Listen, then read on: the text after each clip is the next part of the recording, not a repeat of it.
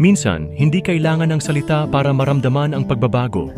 Sa pagitan ng mga halik na wala ng init, sa mga yakap na tila hindi na ako kilala, natutunan kong may mga bagay na hindi kailangang sabihin dahil damanan ng puso bago pa man umamin ang labi.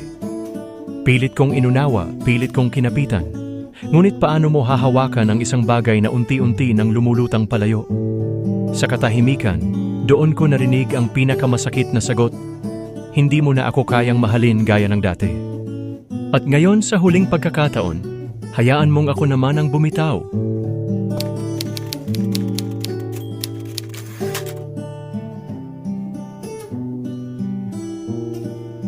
Ramdam ko na.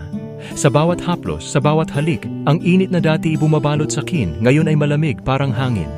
Hindi mo na kailangang magsalita dahil sa bawat titig mo, nakikita ko na ang katotohanan. Unti-unti ka nang lumalayo. Nung una, binaliwala ko.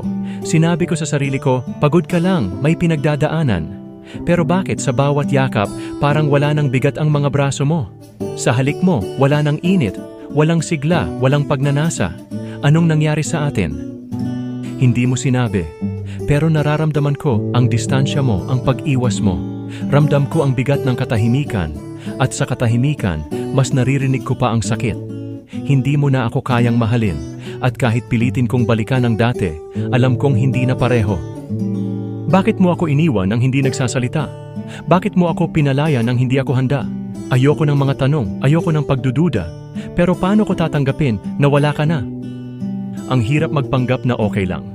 Na sa bawat araw kakayanin ko na sa gabi, di ko hahanapin ang bisig mo. Pero sino ba ang niloloko ko? Masakit, mahal, masakit. At alam kong kahit ako'y maghintay, hindi na tayo babalik sa dati. Kaya't ngayon sa huling pagkakataon, pakawalan mo na ako tulad ng ginawa mo noon.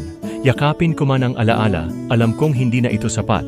Sa mga yakap mong malamig, natutunan ko ang tamis ng pagtanggap na kahit mahal pa kita, tama na. Malaya ka na. At siguro sa pagkakawalang ito, malaya na rin ako.